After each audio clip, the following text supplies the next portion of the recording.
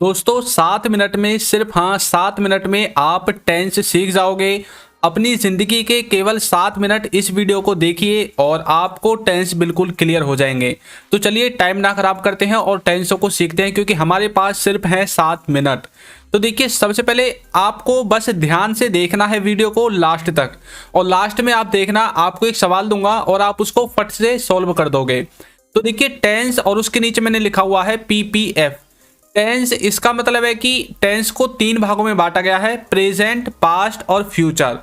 अब देखिए, ये जो टेंस है इनमें प्रेजेंट, पास्ट और फ्यूचर को अलग से 4 भागों में डिवाइड किया गया है, जिन्हें आप पहले से जानते हैं, फिर भी हम एक बार इन्हें देख लेते हैं। तो ये जो 4 भाग हैं, इनमें से एक है इंडेफिनिट टेंस, एक है कंटिन्यूअस टेंस, एक है परफेक्ट टेंस और एक है आपका परफेक्ट कंटिन्यूअस टेंस। अब जो ये इंडेफिनिट टेंस है और कंटिन्यूअस टेंस है और परफेक्ट टेंस है और परफेक्ट कंटिन्यूअस टेंस है, इन चारों को ही हम एक एक बार अच्छे से समझ लेते हैं कि इनका आखिर मतलब है क्या। और यहाँ पर रटना मना है, आपको रटने नहीं है, समझना है सिर्फ कि आखिर इनका एक्चुअल मीनिंग है क्या। तो यहाँ पर देखिए, मैं आपको एक एक करके इन सब के बारे में बताऊंगा और एग्जाम्पल भी आपको दूंगा, जिससे कि आपका जो टॉपिक है वो बिल्कुल क्लियर हो जाए। अब देखिए कैसे। पहले हम देखेंगे इंडेफिनेट के बारे में। इंडेफिनेट का मतलब होता है जिसकी शुरुआत और अंत ना पता हो। आपको मुझे पता है ये समझ में नहीं आएगा ऐसे। पहले एग्जाम्पल देखिए, जैसे कि वह बोलता है, तो इसकी इंग्लिश बनेगी ही स्पीक्स। अब ये कैसे बनी, इसका स्ट्रक्चर मैं आपको इसके बाद बताऊंगा, लेकिन यहाँ पर गौर करने वाली बात यह है, वह बोलता है। अब हमें ये नहीं पता कि वह कब से बोलता है और कब तक बोलता रहेगा, तो इसलिए मैंने आपको बोला इंडेफिनेट के अंदर वो वाले सेंटेंसेस आते हैं जिनके अंत और शुरुआत के बारे में हमें ना पता हो। जैसे कि वह स्कूल जाता है, अब ये नहीं पता कि कब से स्कूल जाता है और कब तक जाता रहेगा। वह पढ़ता है, वह खेलता है, वह सोता है, सूर्य पूर्व दिशा से उगता है, तो ये नहीं पता कि कब से ये कार्य हो रहे हैं और कब तक होते रहेंगे। तो इस तरह के सेंटेंसेस को हमें रखना पड़ता है इंडेफिनेट में। इंडेफिनेट अपने आप में एक देखिए क्या है, एक होता है डेफिनेट यानी कि पक्के तौर पर, और एक होता है इनडेफिनेट जिसे आप पढ़ रहे हैं, यानी कि जिसके बारे में हमें पक्का नहीं पता है। तो इस तरह से आप इंडेफिनिट टेंस को समझोगे। अब नेक्स्ट है हमारा इसमें कंटिन्यूअस। कंटिन्यूअस का मतलब देखिए क्या होता है, इसका मतलब होता है जो लगातार चल रहा हो, यानी कि जो कार्य आपका प्रेजेंट में भी लगातार चल रहा हो, पास्ट में भी लगातार चल रहा हो, या फिर आने वाले समय में यानी कि फ्यूचर में लगातार चल रहा होगा।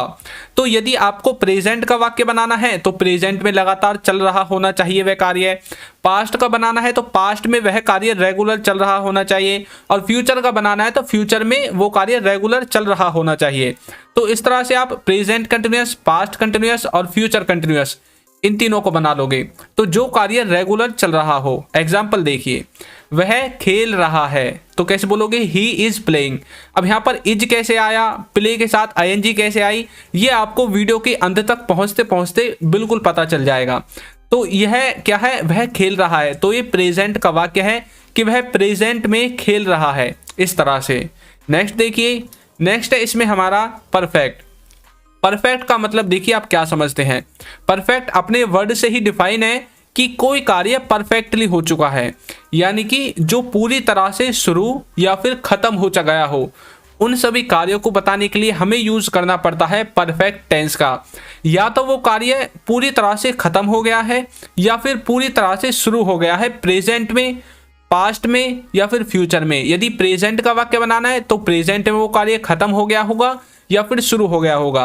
अगर फ्यूचर का बनाना है तो यही शुरू और खत्म फ्यूचर के लिए होंगे, और यदि पास्ट का वो वाक्य है तो पास्ट में ही खत्म हो गया होगा या फिर पास्ट में ही शुरू हो गया होगा। इस तरह से आपको परफेक्ट को समझना है। अब देखिए कैसे, वह खा चुका है, तो इसकी जो इंग्लिश बनेगी ही हैज ईटन, वह खा चुका है, इस तरह से।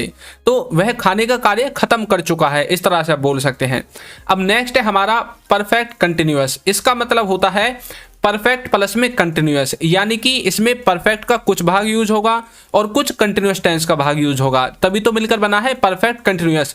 यानी कि परफेक्टली पास्ट में या प्रेजेंट में शुरू भी हो चुका है और वो कंटिन्यूटी में भी है। जैसे कि वह सुबह से खेल रहा है। अब यहाँ पर क्या है, उसने ये कार्य पास्ट में यानी कि सुबह शुरू कर दिया और अब भी यह चल रहा है, कंटिन्यूअस में है। तो कैसे बोलोगे, he has been playing since morning. इस तरह से आप इसे समझोगे। तो यानी कि जब कोई कार्य पास्ट से शुरू हो या फिर प्रेजेंट से ही शुरू हो, यदि प्रेजेंट का वाक्य है, पास्ट का वाक्य है तो पास्ट से शुरू होगा और रेगुलर चल रहा है, तब आपको यूज करना है परफेक्ट कंटिन्यूअस का। तो आपको ये चारों चीजें अच्छे से समझ में आ गई हैं। अब हम बात करते हैं इनके स्ट्रक्चर के बारे में। तो देखिए, इनके स्ट्रक्चर में आपको मैंने एक स्क्रीन पर दिखा दिया है, एक जो टेबल है यहाँ पर, पहला है स्ट्रक्चर और दूसरा है हेल्पिंग वर्ब। अब जो स्ट्रक्चर है इसमें सिंपल टेंस में ये वाला स्ट्रक्चर यूज होगा, यदि आपको नेगेटिव बनाना है तो ये वाला स्ट्रक्चर यूज होगा, और यदि आपको इंटरोगेटिव बनाना है तो आपको इस वाले स्ट्रक्चर को यूज करना है, और इंटरोगेटिव नेगेटिव के लिए इस वाले स्ट्रक्चर को यूज करना है। अब यहाँ पर मैंने लिख रखी है helping verb, subject, verb, object. तो सब्जेक्ट वो होता है जो कार्य को करता है, वर्ब वो होगी जो कार्य आप करोगे, और ऑब्जेक्ट वो होगा जिस पर सब्जेक्ट कार्य करेगा। और हेल्पिंग वर्ब मैंने नीचे लिखी हुई है, प्रेजेंट के लिए ये वाली, पास्ट के लिए ये वाली, और फ्यूचर के लिए ये वाली हेल्पिंग वर्ब यूज होगी। अब यहाँ पर ऊपर लिखा हुआ है इंडेफिनेट V1, तो इंडेफिनेट टेंस में वर्ब की फर्स्ट फॉर्म, कंटिन्यूअस में लिखा हुआ है V1 प्लस ing, तो कंटिन्यूअस में वर्ब की फर्स्ट फॉर्म के साथ ing, और परफेक्ट में लिखा हुआ है V3।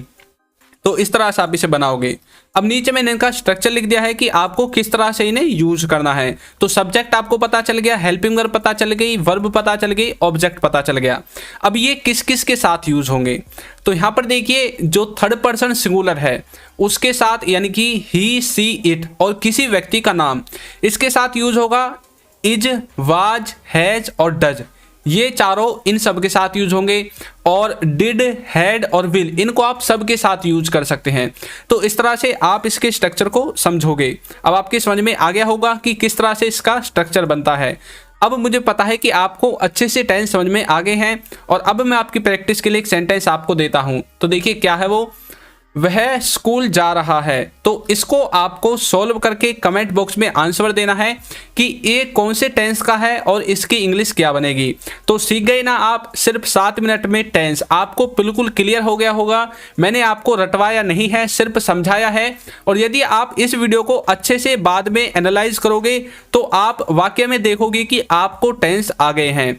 तो आज की वीडियो में इतना ही, मिलते हैं किसी नेक्स्ट टॉपिक के साथ अगली किसी वीडियो में। तो चैनल को सब्सक्राइब, वीडियो को लाइक और एक अच्छा सा कमेंट करना बिल्कुल ना भूलें। Thank you.